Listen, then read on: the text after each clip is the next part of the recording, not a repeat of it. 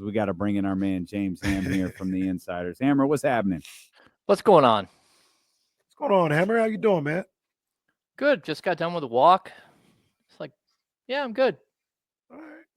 40-42, Hammer. The season in that breakdown feels like a disappointment. But in the end, the Sacramento Kings are in the same exact spot that they were last year. They have an opportunity to make the playoffs through the play-in, and I guess we just wait for Wednesday. How do we balance those two things? The fact that this season it feels like a disappointment. There's one sneeze for James. Where now James is on the board with a sneeze. We recognize now that like the season is a disappointment in comparison to last year. I think most fans overall would consider this season a disappointment given the excitement going into the year, but they're still here with a chance to compete for the playoffs.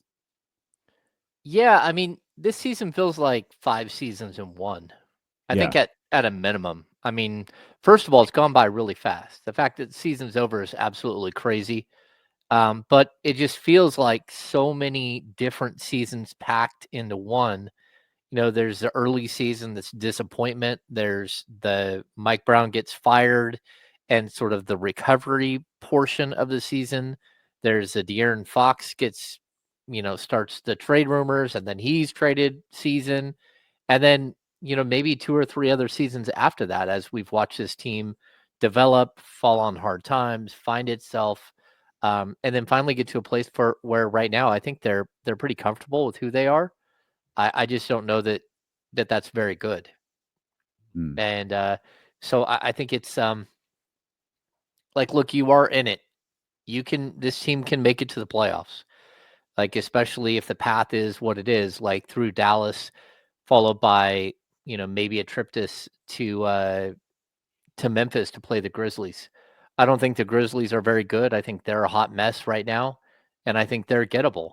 And so, yeah, I mean, I think at the end of the day, we still consider this sort of a disappointing season. But if this team makes the playoffs, then I don't think it is. Strangely.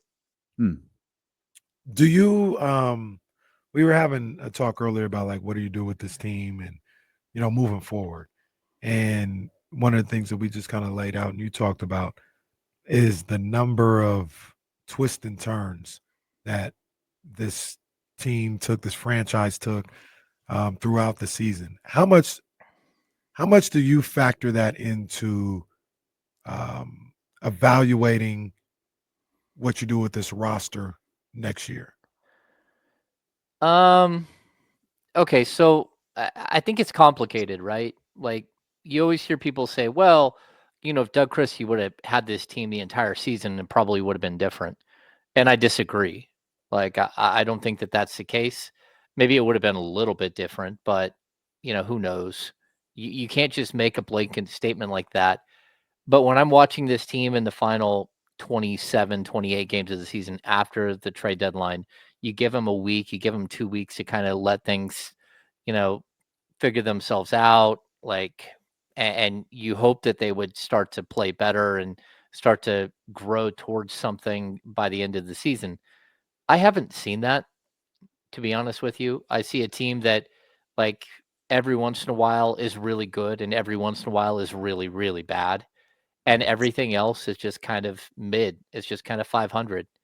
And so when I look at this team, I think if you walk out of this season with anything other than like an honest assessment of who they are and that this is not tenable for next season and the season after that, then I think that you're on the same sort of wavelength that I am. But I guess somebody could squint and say, oh, if this happened or if you had a little bit more time on this or something like that, like, I don't know. Like, I don't buy any of that. This team has had plenty of time to figure it out. And, they're the same team that lost to Washington, then beat 2 really good teams in the Cavs and the Pistons, and then lost a couple of games that, were relatively close down the stretch. So it's just not a winning team. It's not a losing team. It's just a 500 team. And I don't think that's not being fair or anything else. I just think that's like an honest assessment. And if that's who you want to be, that's fine. Because next season you could still make the playoffs being a 500 team, or still make the play-in probably. But if you hope to grow and to improve and to put yourself on the map, I don't think that there's organic growth left in this team to do that from who they are today to who they would be next season with like the same roster. So no matter what happens, barring I'm guessing a massive upset in round one of the playoffs, if you make it, you expect or you feel like there should be changes coming to this team and perhaps this organization as well this offseason. Yeah, I mean, like clearly there already going to be changes, whether it's coaching staff or front office. Because Wes Wilcox is gone, and because Doug Christie, if he's going to be the head coach, he still should have the right to hire his own staff and to make that staff his own and like feel like it's his own. Because I still don't think Doug Christie feels like the staff is his, and that this is what's in place right now. But this summer, I expect massive amounts of change there, just because, again, every coach gets to build their own staff and to get people that they're comfortable with and that they can trust. And I just don't know that the level of trust has ever been there with Doug and his staff. Not all of it. There are some guys that he trusts fully and others that he probably doesn't. But overall, you need to get that uneasiness out of the way and kind of move forward. So one of the things that I talk about when I bring that up is, what how do I put this? How many type of moves do you think this team is in need of because of what we've seen this year? Because I look at it, and I'll tell you why I asked the question, because I look at it and DeMar DeRozan is where you go to first. Like I said, number one, because his contract seems pretty movable. There's questions about his fit with the team and what you could get back, right? So DeMar DeRozan is probably first on the list. But after that, you go down the list of players. I don't think you necessarily can move Zach LaVine.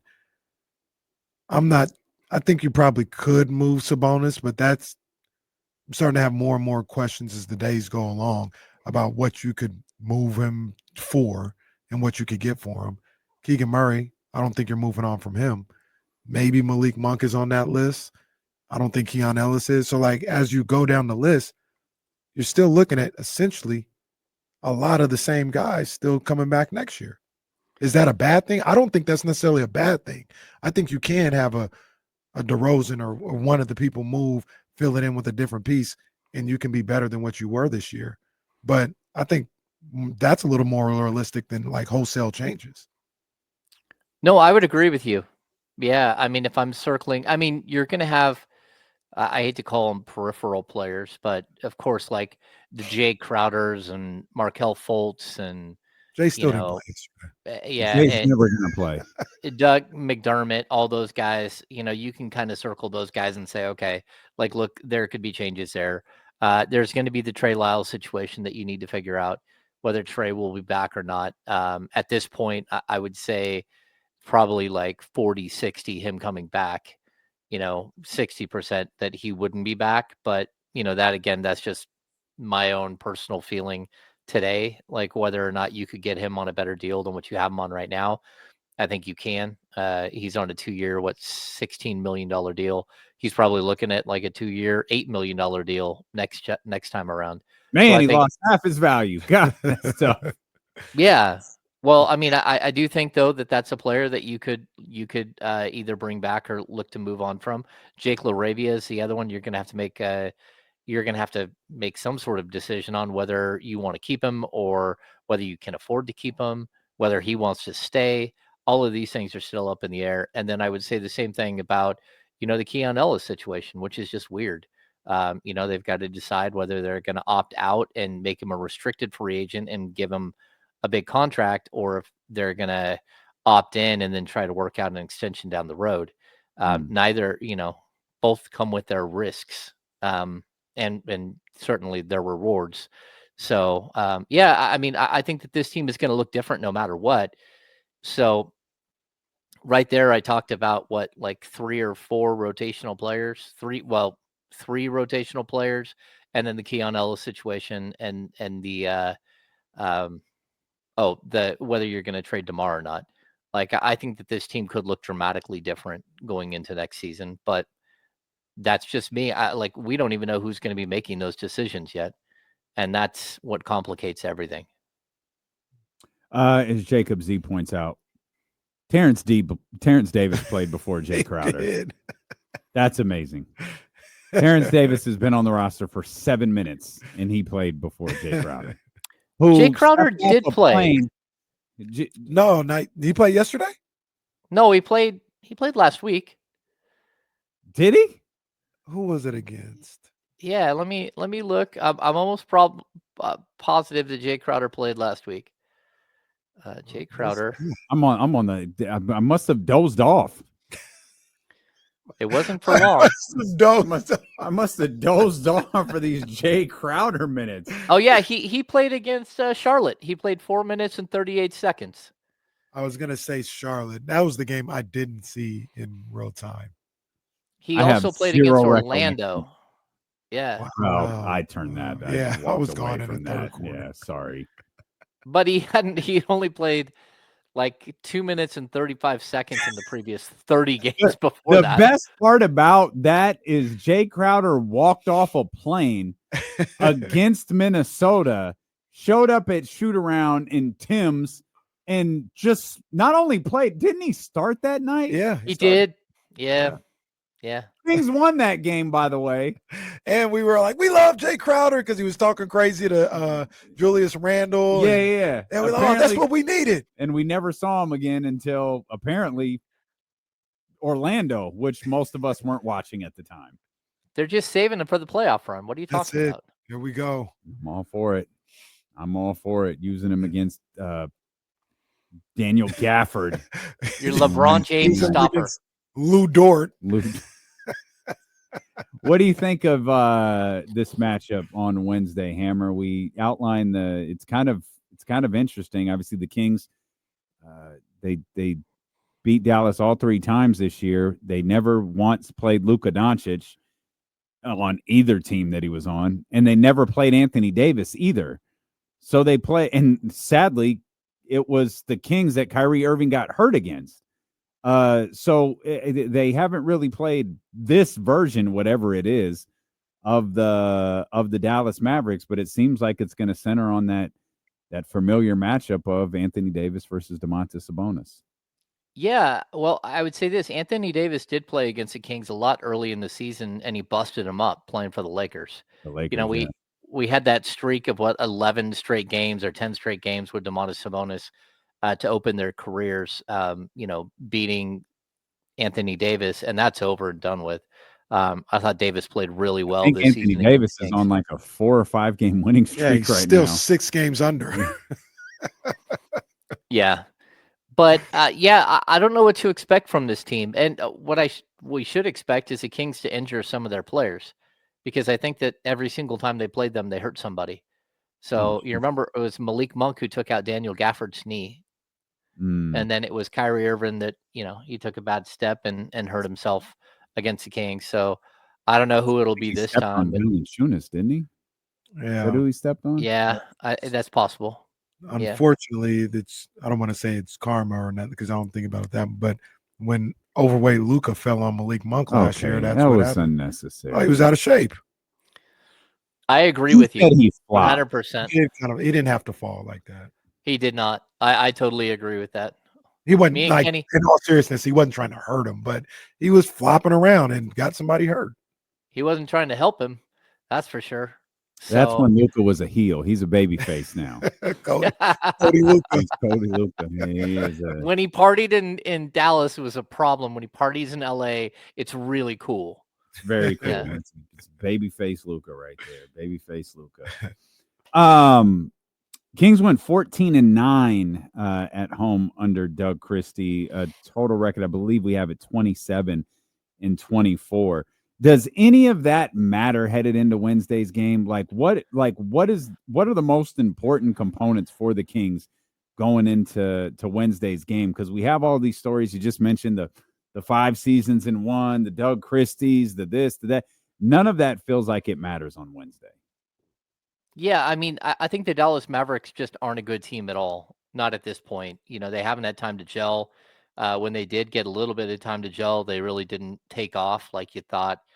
Their post trade, post All-Star, record is horrible. It's bad, like the Kings is bad, but I think it's even worse. So I don't know what to expect though, because that doesn't mean that the Kings are just gonna, host a team and beat them. For as bad as Dallas has been in the second half of the season, and traded Luka Doncic and then had Anthony Davis go down as soon as he got traded. I mean, the Kings have been, basically the same team.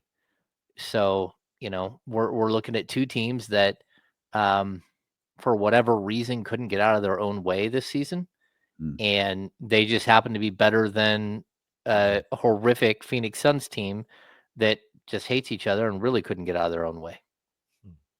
I think you're going to get a really good effort from Dallas. One of the things that I think about them is, I'll say it. I think they're well coached.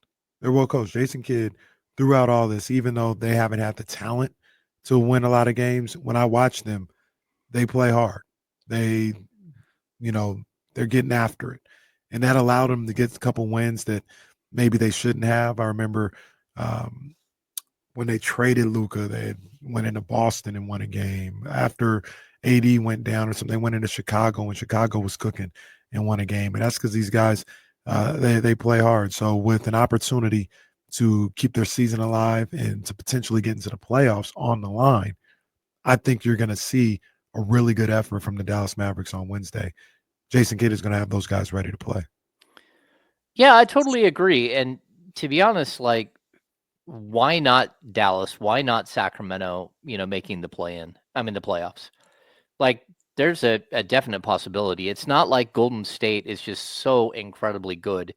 Golden State has all kinds of holes. Now, can they mop the floor with the Kings? Sure they can, but the Kings have also beat them. And it's not a team that's just so scary that you can't beat that team. And I'd say the same thing about Memphis. I think everybody has circled Memphis as like probably one of the easiest outs. And it's not just because they fired their coach with 9 games left in the season.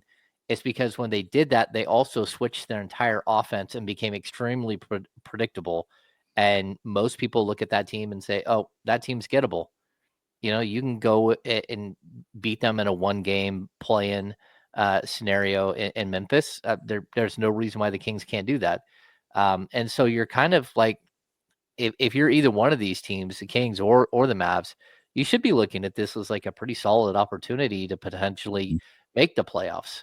And, it's not like a foregone conclusion that there are two teams above you that are just way better. Like if we would have had a couple of things go differently in the last couple of days, and this was, the Clippers and Minnesota at 7 and 8, I would just say, okay, well, this thing's over. There's no reason to, maybe you could get Minnesota, but not really. Or if it was Denver, even with, them firing Michael Malone, if it was Denver and the Clippers, like I wouldn't feel like the Kings really had a chance to advance, but that's not who potentially you could play. Yeah, it's just kind of a mess. And Frank Anwar in the chat asks if the Kings can still keep their pick. There is a way in which they can still keep their pick. It's complicated, and it requires a team like Atlanta to win and go into the play-in. Go into the playoffs in the East and beat Orlando, and then Orlando to lose again to a team like the Heat.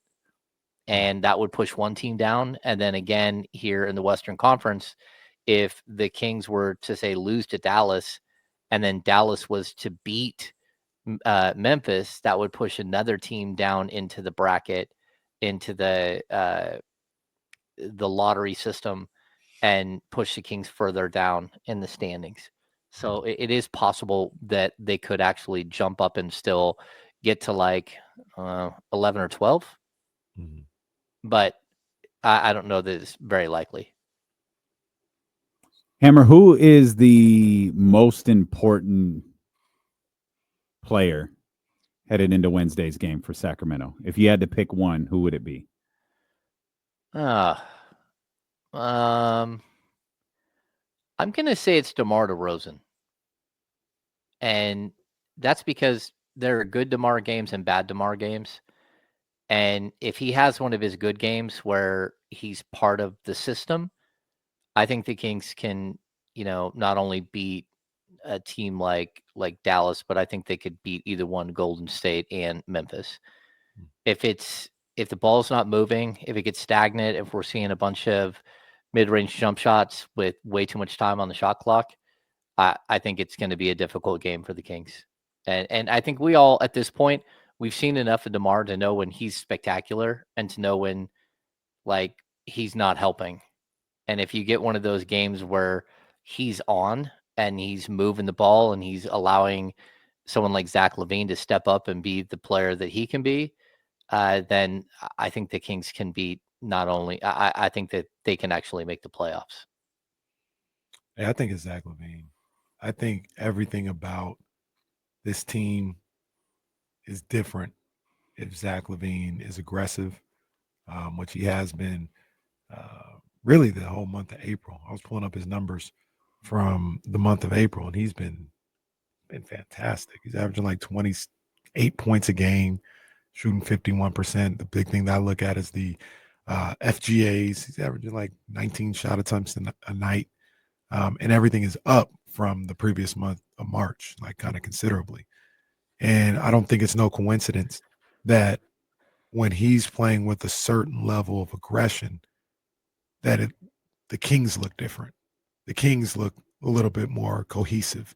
They look like a team that is more dangerous when Zach LaVine is aggressive the way he has been the last 2-3 weeks or so. Mm-hmm. And going into these two playing games, well, hopefully two playing games, but definitely going into the game on Wednesday, if you have the Zach LaVine that has been there in the month of April, I think you should beat Dallas.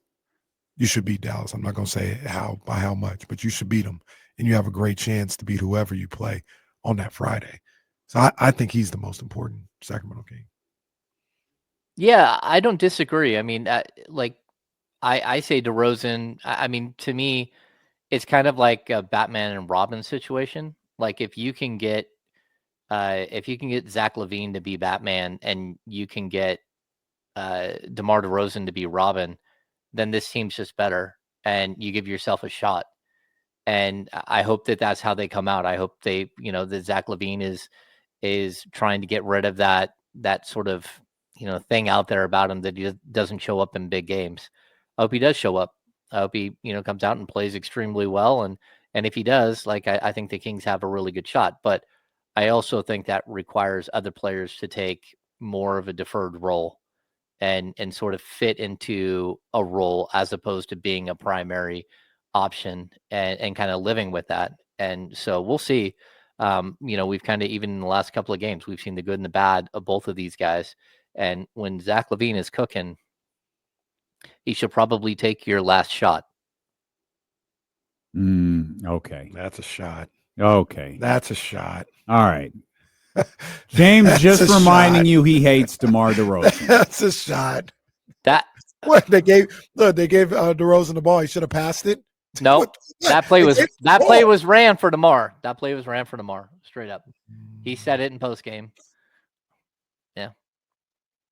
So, other than James's contempt for DeMar DeRozan, it sounds like an aggressive Zach LaVine is the most important component to a Kings win on Wednesday. 100%. Also, for the record, didn't Zach LaVine take the last shot in LA against the Clippers? Yeah, he did. They lost. Oh, yeah. They regulation. Did. Yeah. Yeah. I mean, they had like 3.5 seconds. I wish they would have worked for a better shot. So I didn't like the shot either. And DeMar didn't like the shot. DeMar was like, no, he was very honest about it. He made a mistake. He said, I went too far inside where Zubats was, and I couldn't get away from him. And he also said he didn't get fouled. He was like, I didn't get fouled. And he's like, if anything, but it was on him. Frustrated with that FGA to end the game. Yeah. Yeah, but Wasn't in that game, wasn't DeMar DeRozan 6 of 20? It wasn't Zach LaVine like on fire? And that final 3 minutes or so, Zach LaVine was going crazy. Mm-hmm. Yeah. Zach he gets into these like hot stretches Mhm. where he just is just unstoppable. Like he cannot miss. Yeah. We'll come back. We'll talk more with James Ham about the Sacramento Kings. They're playing game at the Golden One Center this Wednesday against the Dallas Mavericks. Medina and Casey return here on Sacramento Sports Leader ESPN 1320.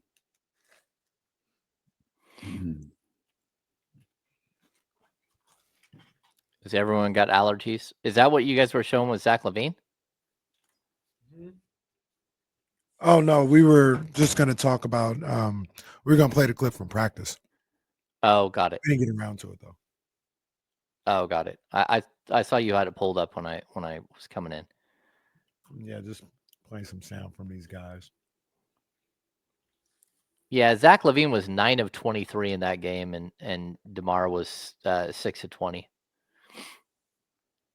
I think you could have drawn up something different. Well, one of the things we talked about earlier, and that I noticed as I'm sitting there trying to figure out where you're going to go for this final shot, is that's a tough spot going up against the Clippers. Because I thought about, all right, get the ball to DeMar. I was like, oh, he'll probably have Kawhi on him. I was like, all right, cool. I'll get the ball to Zach LaVine. He'll probably have Derrick Jones Jr. Like, it's not a favorable matchup with that amount of time left either way. And that's more of a test to me. That's more of a testament to the Clippers and what they can throw out there. And that was also a moment where I miss Zach LaVine, or excuse me, I miss Malik Monk, because you can maybe get the ball to Malik in that situation, have a not so great defender on him, and he can get a good look. Ironically, I have to look at that play again. Chris Dunn, who's actually a pretty good defender himself, No, he is on DeMar DeRozan in that situation. I don't know if they switched off or what, because I thought initially Kawhi was on DeMar, and they might have switched the screen or something like that. So, yeah. No, it's a tough shot. That's exactly what the play was. It was ran for DeMar. But I mean, Zach LaVine was the guy carrying you at that point.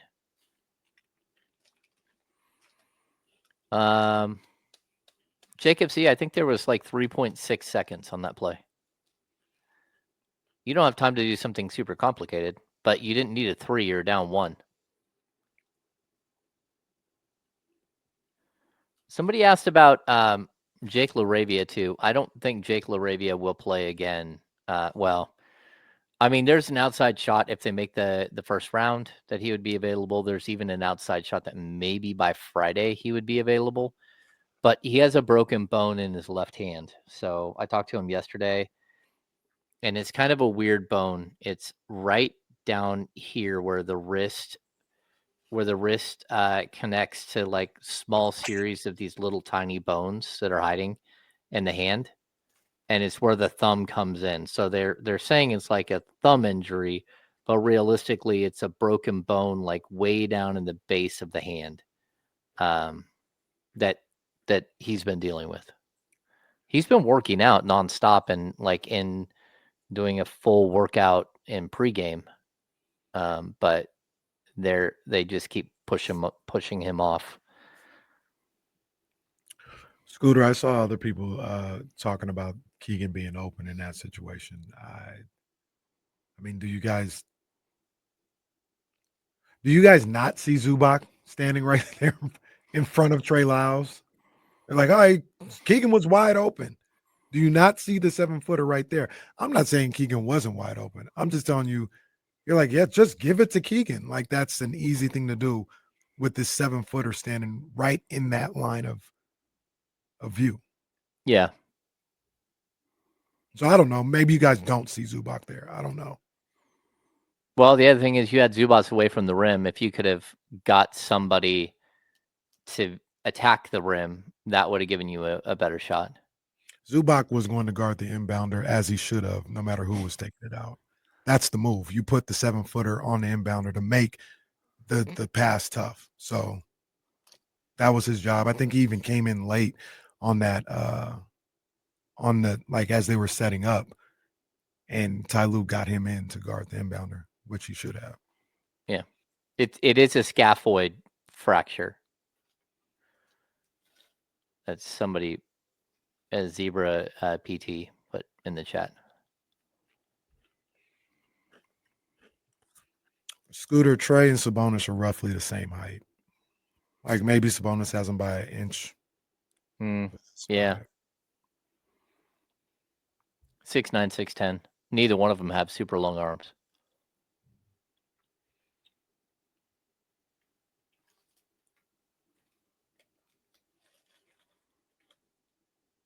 Once again, I saw he was there. It's just Zubac makes that difficult. That's all I say. Yeah, Steve Brown, DeMar in postgame, he said, yeah, it was his fault. He said he got the ball and carried it too close to Zubac and took away. I'm gonna start calling him Steve. Steve Brown. Steve.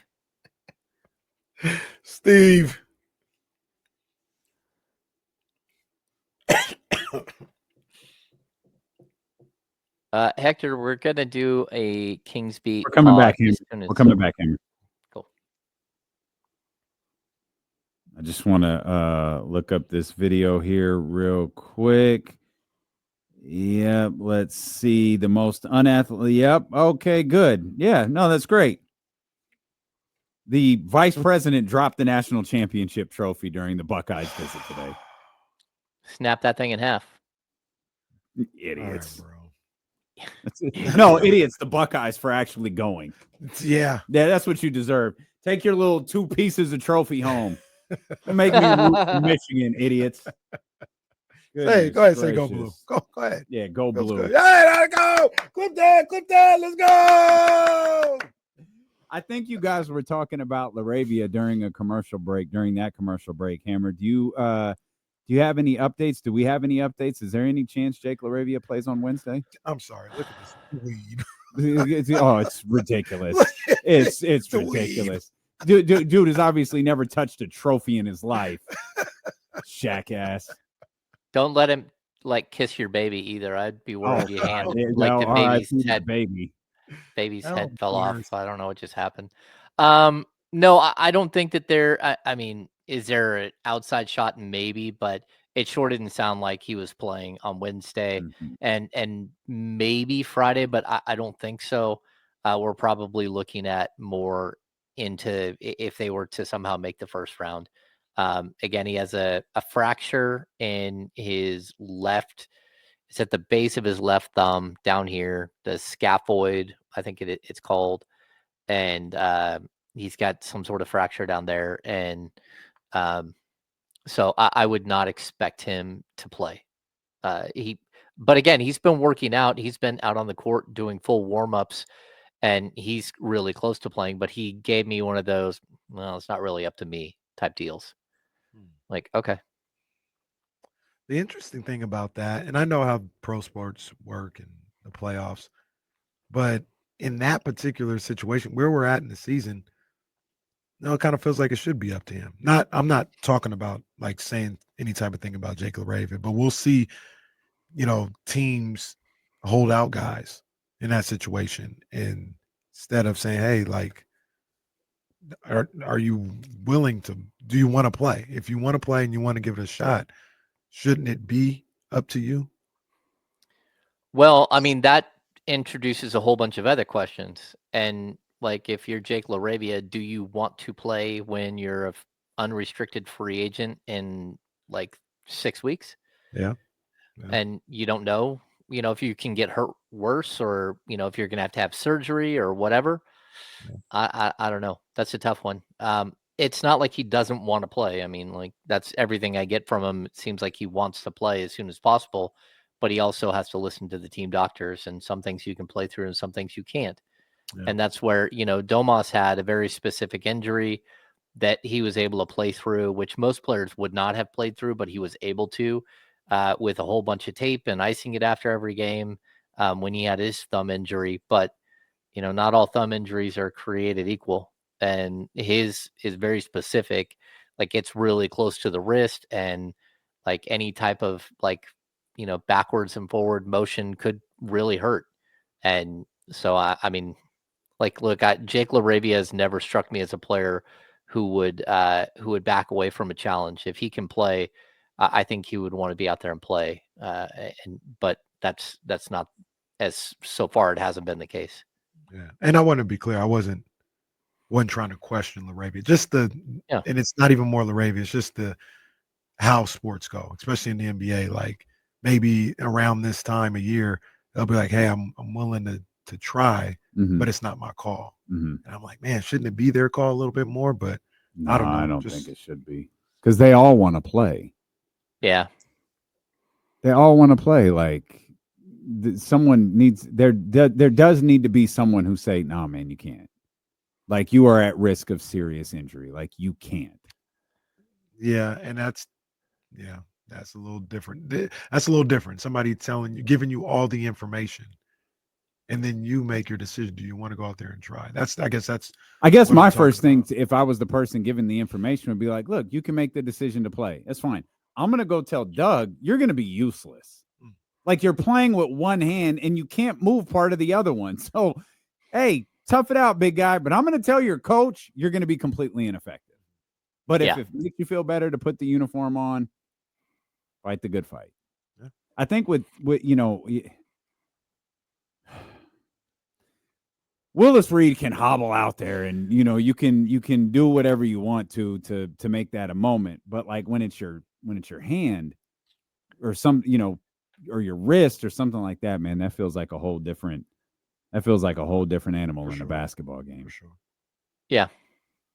No, it's intriguing. We also know that Malik Monk will not be available for Wednesday's game. This is, I mean, it's Malik has had such a weird stretch here.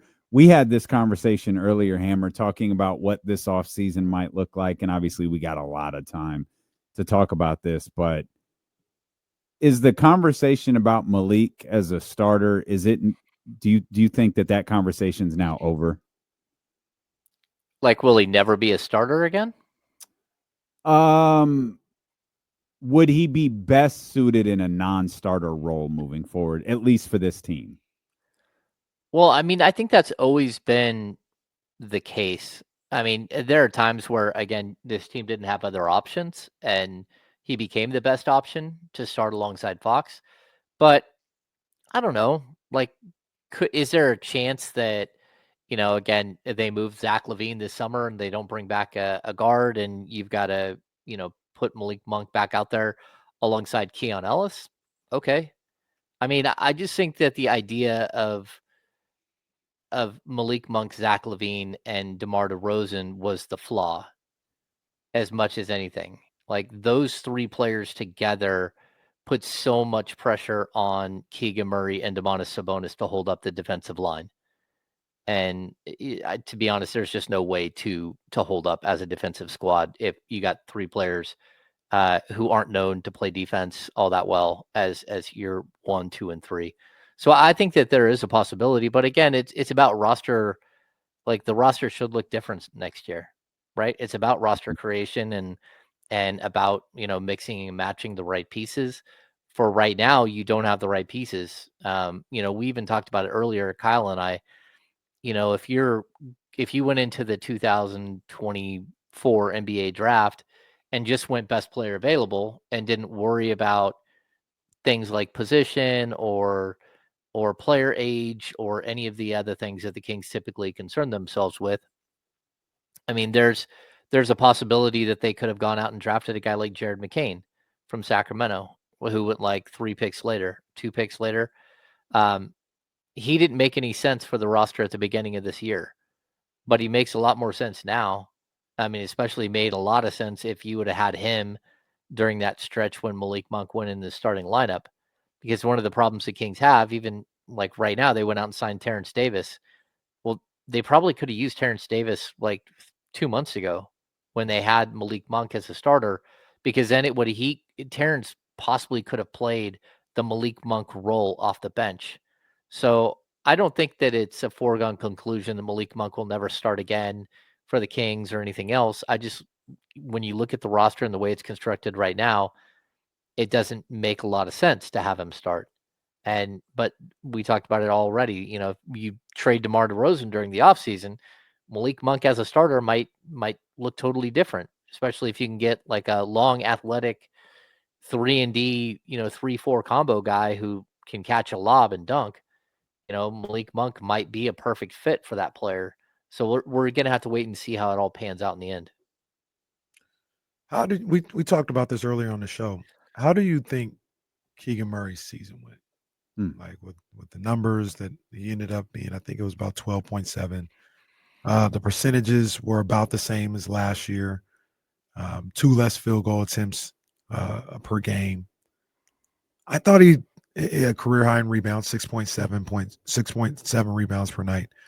I thought he was fine this year. He had to hustle to get that 3-point percentage up a little bit.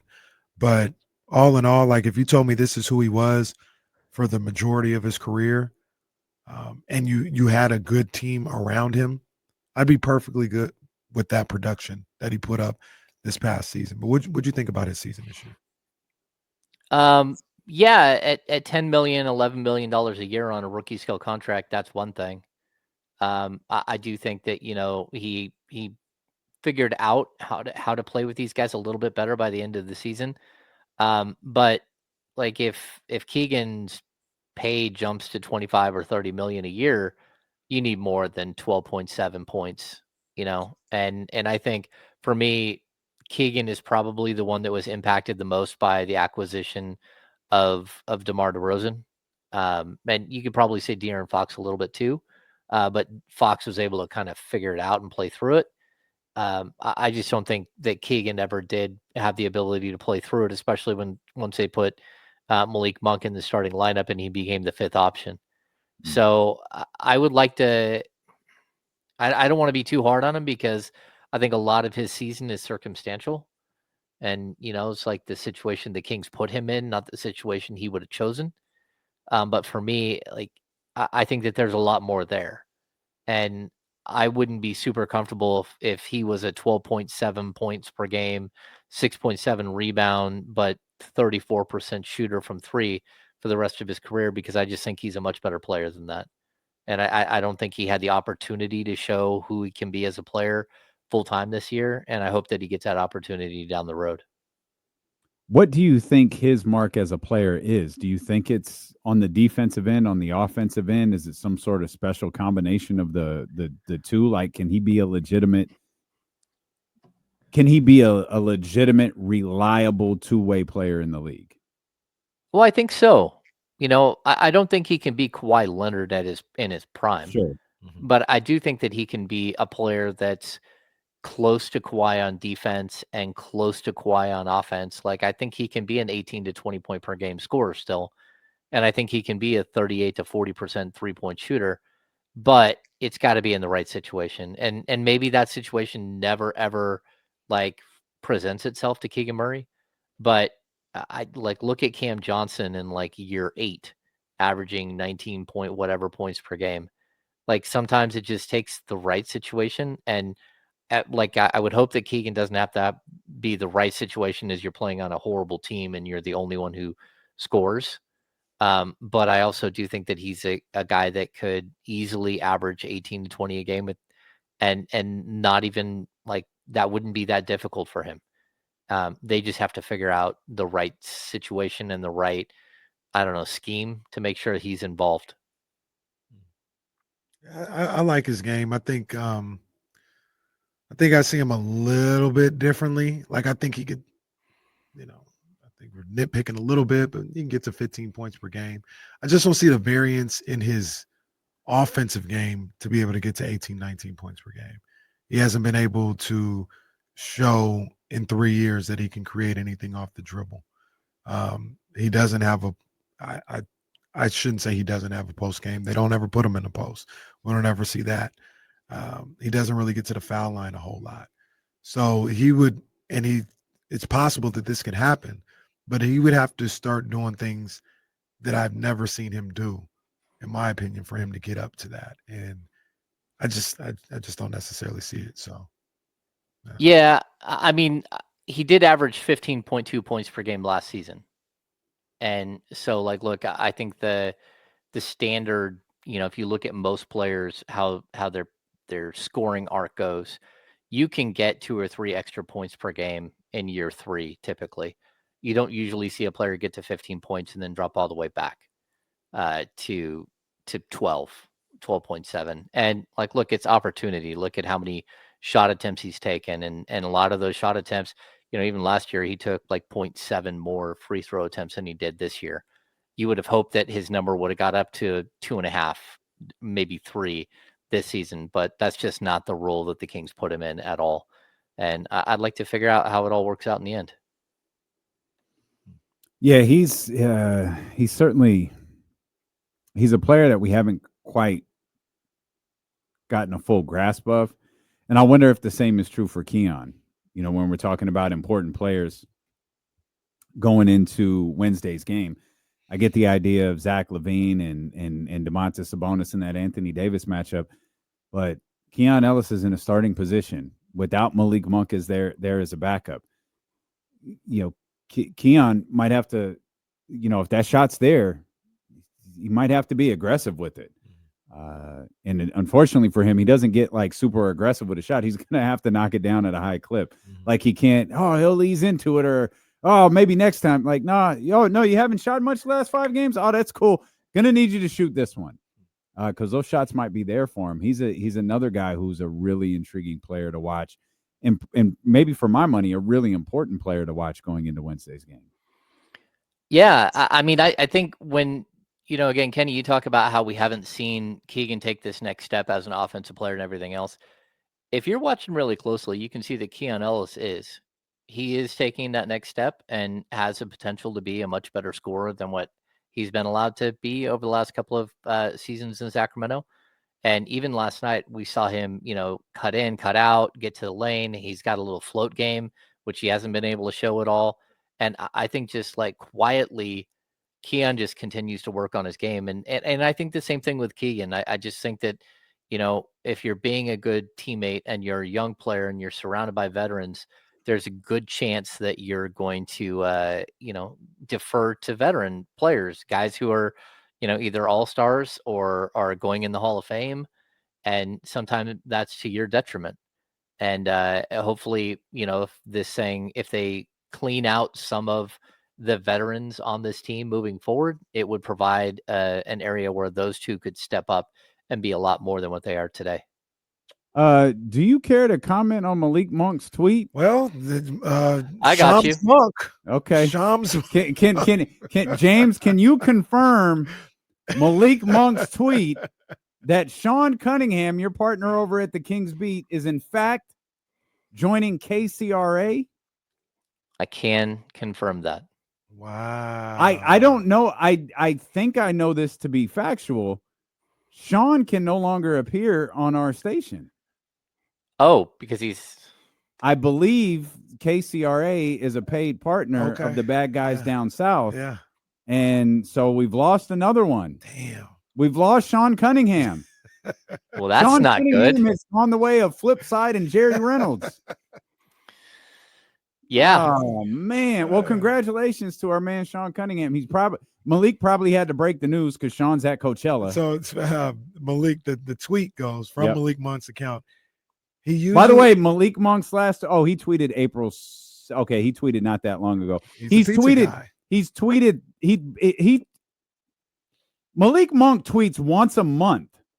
He tweeted January 19th, February 1st, March 7th, and April 7th. He really went out of his way to send this tweet. Go ahead. He says, he usually reports news about us, so I'm going to break some news about him.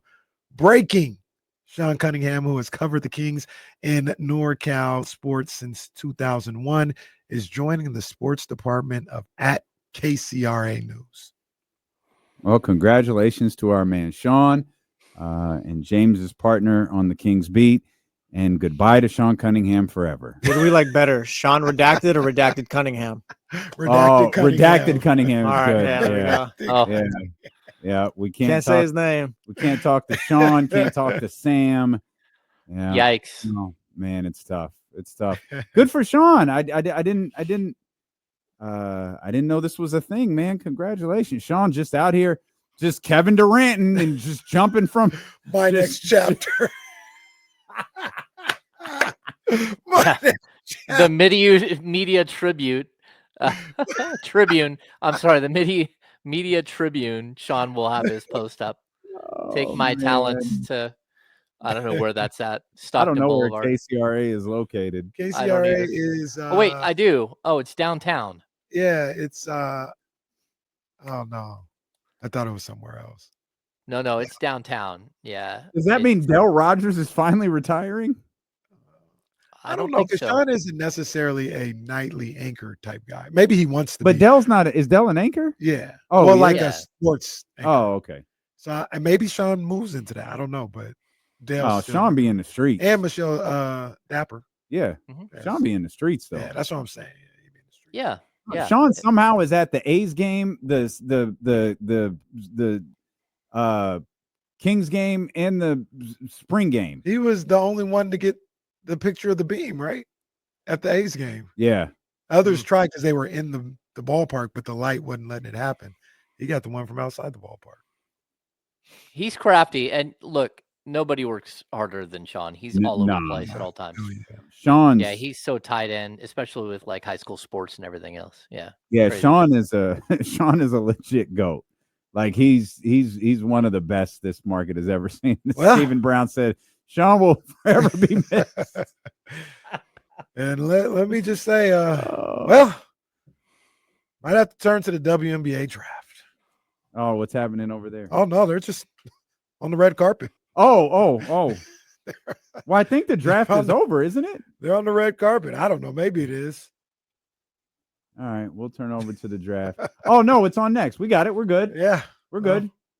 We're good. shout All out to right. them. There we go. Well, all right. Well, that'll do it. Our show is over, and it ends with breaking news that Sean Cunningham can never join Yeah, this. we'll never be seen. We'll never. here. I'll see if I can work something out. We'll see. We can literally never talk. James going to be out here like the United Nations trying to end partnerships to start another one. Trying to end the tariff on Sean Cunningham. Oh man. Congrats to our buddy Sean Cunningham. We'll have a lot more King stuff to talk about as we head into the playing game at the Golden One Center coming up on Wednesday. We appreciate you so much for being with us. Hit the thumbs up before you go. Hit the subscribe buttons. If you're on the Odyssey app, hit the heart in the upper right-hand corner. If you're on the radio, just lock us into a preset. And most of all, wherever you're at, make sure that you're back here with us tomorrow beginning at 10 a.m. with James and Kyle, the Insiders on Sacramento Sports Leader, ESPN 1320. Vamos, Gigantes!